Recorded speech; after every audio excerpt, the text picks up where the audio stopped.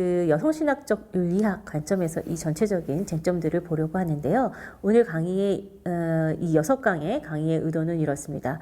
현재 우리 사회에서 이슈가 되고 있는 5가지의 쟁점들, 특별히 페미니즘과 관련된 5가지의 쟁점들을 여성 그리스도인의 관점에서 어떻게 바라보고 실천하여야 하는가 하는 이 주제를 같이 생각해 보도록 하겠습니다. 이러기 위해 5개의 총 주제를 다루겠는데요. 젠더, 재생산권, 정상가족, 사랑 혹은 비사랑, 또 능력주의, 이렇게 5개의 이슈를 가지고 진행하도록 하겠습니다. 오늘은 이 전체의 과정의 기초가 되는, 그렇다면 이 5개 과제를 관통하여 바라보려고 하는 여성주의적 신학적 윤리학이란 무엇인지에 관하여 같이 생각해 보려고 합니다. 우리가 기독교 여성들이라는 관점에서 이 전체의 관점을 갖는 것과 또한 여성주의적 기독교 윤리학의 관점에서 갖는다는 것은 조금 다른 의미가 있을 것 같습니다. 기본적으로 성차별적 구조에 대한 인정과 거기에 대한 비판에서부터 윤리적 관점을, 신학적 관점을 갖겠다는 의도가 담긴 용어라고 할 수 있겠는데요. 우리가 같은 생물학적 여성이라고 해서 여성들이 당하는 혹은 여성들이 겪고 있는 차별에 대해서, 또한 다른 여성들의 차별에 대해서 공감하고 같이 그 문제를 자신의 문제로 받아들이고 실천하는 것은 아니라고 할 수 있습니다. 그런 의미에서 여성주의적 신학적 관점을 갖는다는 것은 그야말로 하나의 포인트를 세워서 자신의 실천의 방향을 정한다라는 의미도 담고 있겠다 하겠습니다. 제가 그래서 이 전체적인 강의를 이끌고자 하는 여성신학적 윤리학이란 이 3가지의 단어가 사실은 이제 우리나라 말로는 2단어로 보이지만 사실은 3가지의 뜻이 함께 묶여있는 단어라고 할 수 있습니다. 페미니즘, 테올로지, 그다음에 에틱스라는 요 3가지의 단어인데요. 오늘 요 3가지를 같이 하나하나 살펴보면서 이야기를 나눠보도록 하겠습니다. 뒤에서부터 먼저 차근차근 보도록 할게요. 그래서 ethics, theology, feminism 이런 순서도. 첫 번째, 윤리학이 무엇일까요? 윤리학에 대한 이 말을 딱 처음에 들었을 때 여러분은 어떤 이미지를 갖게 되나요? 대부분 윤리학은 좀 답답하거나 보수적이다 라는 이미지를 많이 갖게 되는 것 같습니다. 잠깐 저희다. 네, 그렇다면 본격적으로 윤리학이란 무엇인지, 도덕적 관습과 어떻게 구분되는지 좀 구체적으로 살펴보도록 하겠습니다. 윤리학이란 근본적으로는 인간의 행위에 관한 학문으로서 우리가 무엇을 해야 하는가, 행동해야 하는가에 대해서 탐구하는 학문 영역이라고 할 수 있습니다. 조금 더 구체적으로 발전시켜 말하자면 어떤 행동을 하게끔 하는 혹은 어떤 행동을 하지 않게끔 하는 각자의 판단 기준이 있을 텐데, 그 판단이 기준이 되는 것은 가치나 혹은 규범 체계라고 할 수 있습니다. 어떤 것이 좋아서, 어떤 것이 옳아서, 혹은 어떤 것을 해야만 해서 우리가 그것을 따라서 하거나 안 하는 판단 기준을 이제 갖게 되거든요. 물론 윤리가 없는 사람들은 그냥 즉흥적으로 행동하긴 합니다. 그냥 배고프면 배고픈 대로 먹고요. 누구를 괴롭히고 싶으면 괴롭히고 싶은 대로 이기심을 부리기도 하지요. 근데 윤리학은 결국 무언가를 해야 하고 말아야 되는 거에 대한 자신의 가치 판단을 이야기하는 것인데, 그 판단의 기준이, 그 가치나 규범이 개인적으로 내리는 판단이긴 하지만 결국 타인에게도 그 기준이 통할 수 있는가, 이걸 철학적으로 말하면, 어렵게 말하면 보편한가라고 이제 말할 수가 있을 것 같습니다. 그래서 이 보편한 판단 증거를 찾는 작업이 윤리학이고, 그것을 사실은 윤리학 교육에서는 선생이나 유명한 철학자들이나 신학자들이 대신 해줘서 이것이 판단 기준입니다 하고 그 학습자에게 떠넘기는 것이 아니라, 학습자 스스로도 정말로 그게 내가 받아들이고 수용할 수 있고 혹은 우리 사회가 따를 수 있는 규범 체계인가를 스스로 판단하고 결정 내리게 할 수 있을 그러한 자율성을 교육하는 교육이다 라고 할 수가 있습니다. 그래서 오해하지 말아야 될 것은 관습적 도덕이 특정 행위를 하라 말하는 구체적인 행동 강령 체계로서 작동하는 것에 비해, 윤리학은 사실 실용 윤리학이 아닌 이상 윤리학적 근본적인 탐구들은 어떤 정답을, 행동에 대한 yes, no의 정답을 주는 학문은 아닙니다. 왜 yes이고 왜 no인지를 판단하게 하는 그 가치 판단 체계에 대한 탐구라고 볼 수 있습니다. 그런데 또 동시에 현대 윤리학은요, 우리가 어떠한 판단에 어떤 행동을 하게끔 한 보편적인 가치나 보편적인 어떤 규범 체계가 있다고 하더라도 실제로 그게 정말로 전 세계의 사람들에게 어느 그들의 계급이나 인종이나 성별이나 시대를 구분하지 않고 어디에나 절대적으로 통하는 단 하나의 규범이나 혹은 단 하나의 가치지향이 존재한다는 것에 현대 윤리학자들은 이제 더 이상 그러한 신뢰나 그런 믿음을 갖지 않는 것 같습니다. 기본적으로 어떠한 한 철학자가 특정한 철학적 패러다임 안에서 특정한 가치나 규범 체계의 보편성을 주장할 수 있지만 그 패러다임, 어떤 철학적 어떤 인식 체계를 벗어나게 되면 그러한 가치나 규범은 더 이상 통하지 않는 경우들을 보게 된다는 것이죠. 그래서 분명히 윤리학은 보편적인 가치나 판단 체계, 판단을 위한 보편적인 가치나 윤리를 탐구하긴 하지만 현대 윤리학자들은 지금 내가 탐구하는 것이 시대를 초월하여서 누구나에게 보편하게 적용될 수 있을 것이라는 생각을, 그런 과대망상한 생각은 더 이상 품지 않는 것 같습니다. 제한적인 범위 안에서 합리성과 어떤 소통 가능성으로서의 보편성을 추구하는 학문으로 우리가 재정의해 볼 수 있을 것 같습니다. 그러면 두 번째로 윤리학은 사실 우리가 그 큰 범위로 말하자면 크게 두 가지 범위로 말할 수 있을 것 같습니다. 신학적 윤리학과 이제 철학적 윤리학이라고 말할 수 있는데요.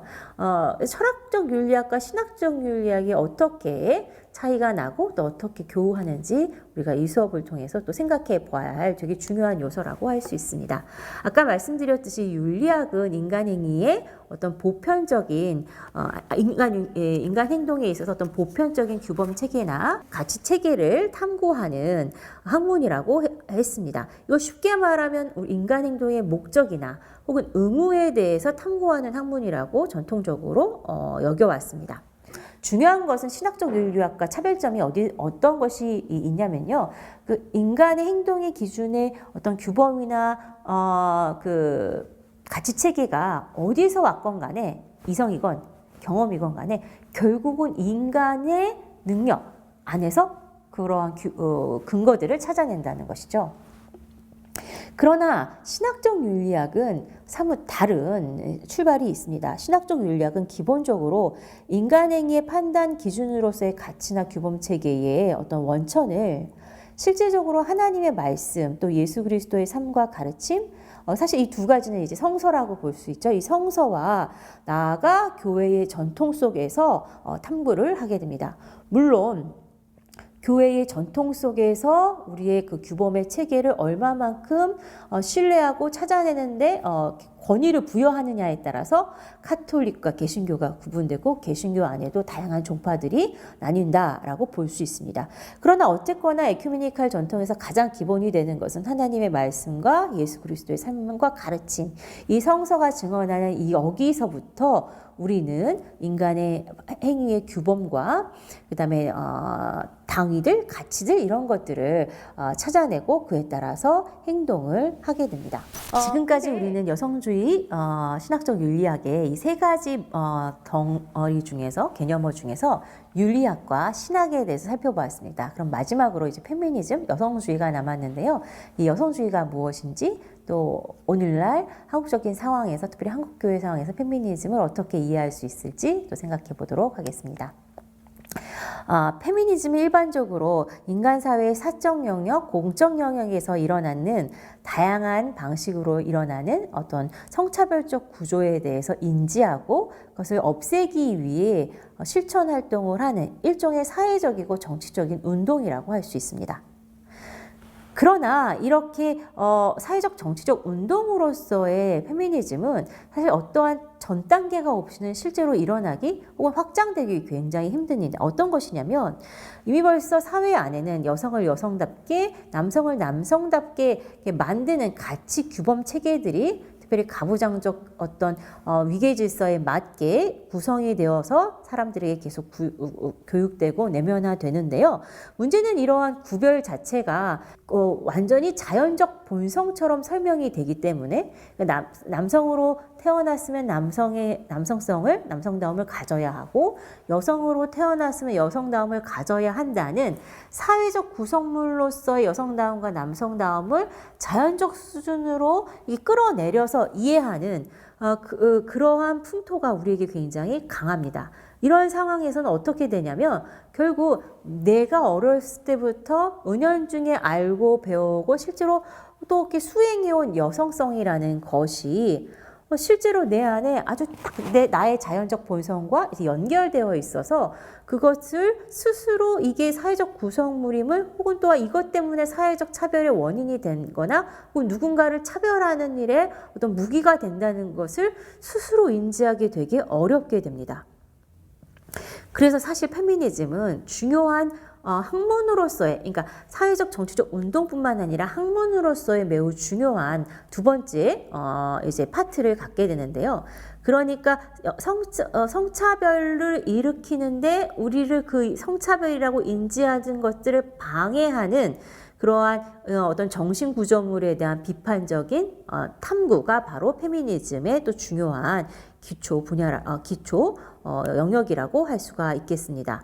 그래서 한마디로 이야기하자면 페미니즘은 성차별적 사회구조에서 여성을 해방시키고자 하는 실천이자 동시에 실천을 가능하게 하는 지식 작업을 통칭한다라고 보겠어요. 그런데 이 지식이라는 것이 굉장히 다양하잖아요. 이제 학문으로 말하자면 뭐 다양한 학문들이 있죠. 뭐 정치학, 문학, 의학, 뭐 공학, 윤리학, 신학, 뭐 이렇게 다양한 것들이 이제 존재할 겁니다. 그런데 결국 모든 인간의 지식 체계 안에서 사실은 가부장적인 어떤 위계 질서가 반영된다는 것이 여성주의적인 입장이거든요. 그렇기 때문에 모든 영역에 앞에 페미니스트를 붙여도 말이 됩니다. 페미니스트 정치학, 페미니스트 문학, 페미니스트 의학, 페미니스트 심리학, 페미니스트 인공지능학, 페미니스트 철학적 윤리학, 이런 것들이 가능하죠. 페미니스트 인공지능은요, 인공지능 공학은 객관적인 거 아니야? 이렇게 생각할 수 있을지 모르지만, 여러분 그 구글 들어가셔서 검색 한번 해보시면요, AI 혹은 이제 데이터베이스를 처리하고 그것을 저장해서 검색하는 그 기술이 사실은 남성과 여성이라는 그 자체로는 어떤 객관적인 단어들을 쳤을 때 굉장히 다른 성차별적 이미지들을 구현한다는 것을 볼 수가 있을 것입니다. 기술은 객관적이고 독립적인 영역이 아니라 인간의 필요에 의해 만들어진 것이기 때문에 인간의 그 필요 자체가 사실은 성차별적으로 왜곡된 사회에서는 필요의 구현으로서의 기술 자체도 이제 사실은 왜곡될 수 있죠. 그런 의미에서 페미니스트, 심지어 공학 혹은 인공지능학도 가능하게 됩니다. 그렇다면 뭐 페미니스트 철학적 윤리학은 더 말할 나위 없이 우리가 쉽게 상상을 할 수 있을 것이고요. 심지어 우리가 궁극적으로 이 6강을 통해서 어떤 관점을 정립한 페미니스트 신학적 윤리학도 분명히 가능할 수가 있게 됩니다. 그렇다면 한 가지 구분을 더 해야 되겠습니다. 페미니스트 신학 윤리학은 그럼 일반적인 신학 윤리학과 어떻게 다른지, 신학 윤리학은 제가 아까 철학 윤리학과 구분하면서 행위의 판단 기준으로서의 가치나 규범 체계의 원천을 인간의 이성보다는 하나님 말씀과 예수 그리스도가 계시된 하나님의 진리 체계 안에서, 진리 텍스트 안에서 탐구하는 학문이라고 이제 했습니다. 그런데 페미니스트 신학적 윤리학은요, 이 기본적 전제에는 동의합니다. 부정하지 않습니다. 간혹가다 이제 페미니즘을 이단이라고 해서 페미니즘이 뭐 여성신을 찬양하고 뭐 남성 하나님 신을 이제 버리고 해체하고 교회를 파괴하고 이렇게 오해되는 경우들이 있는데요. 그렇지 않아요. 페미니즘 신학은 기본적으로 신학적 윤리학이 공유하는 텍스트에 대한 그 성서에 대한 존경, 그리고 예수 그리스도의 삶의 가르침에 대한 따르기로서 제자도로서의 자기 정체성을 버리지 않습니다. 단 포기할 수 없는 의심 한 가지가 페미니스트 기독교 윤리학에는 이제 존재하게 되는데요. 성서 텍스트가 사실은 기독교 성서는 하나님의 계시로 쓰여진 책이긴 하지만 결국 인간의 이야기가 해석되어서 기록된 인간의 소에 의해서 기록된 책이거든요. 제가 성서를 다른 경전들과 달리 기독교 경전을 이제 더 정말 저의 경전으로서 선택한 굉장히 중요한 이유는 예수의 이야기가 신약 성서에 4가지 종류로 이제 들어있죠.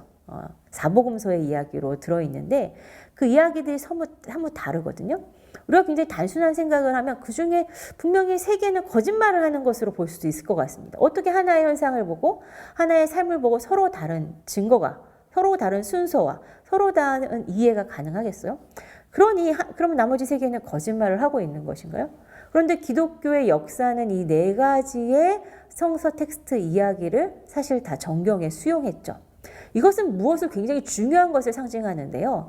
예수가 하나님의 아들로서 인간의 곁에 와서 그의 삶을 보여주었고 하나님 나라를 증거하였고 또한 십자가에 달리고 부활하는 어떤 기독론적 관점의 그의 삶을 살았다는 것은 우리 그리스도인들에게 명백합니다.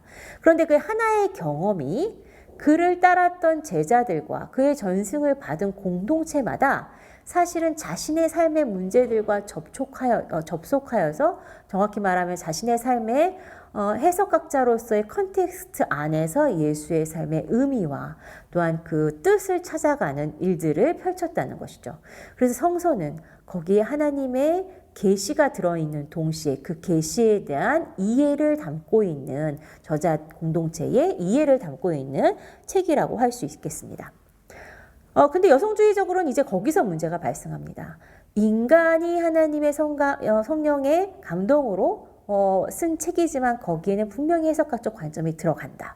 그렇다면 그 해석학적 관점에는 어떠한 한계가 들어가냐면 그 저자가 일부러 여성을 차별하려고 하지 않았다고 하더라도 혹은 그 여자가 특별하게 가부장적 권위를 내세우려고 하지 않았다고 하더라도 거의 1500년에 1600년의 시간을 두고 벌어지는 그 격차로 인해 시대적 격차로 인해서 그 시대적 한계로 인해서 여성에 대한 이해 혹은 남성에 대한 이해가 지금 현대적 이해와는 매우 다르다. 여성이 인간으로서 카운트되거나 인권이 남성들과 똑같은 권리를 가졌다고 차마 생각되지 못하던 시대에 그때 하나님의 계시에 대한 경험이 그 당시 인간들 안에서 이해되고 기록되었을 때 분명히 그 안에는 현대 여성으로서는 받아들이기 힘든 사실 성차별적 요소들이 반드시 필연적으로 존재할 수밖에 없지 않은가 하는 그런 의심 속에서 텍스트들을 이제 읽고 비판적으로 보게 됩니다. 결과적으로 남성을 여성의 보조자로 인식했던 과거에 혹은 성서 기록 당시의 가부장적 컨텍스트에 대해서 의심하고 저항하면서 읽는 이러한 방식들을 의도적으로 선택하는 것이 페미니스트 신학 윤리학 혹은 페미니스트 신학의 특징이다라고 할 수가 있겠습니다.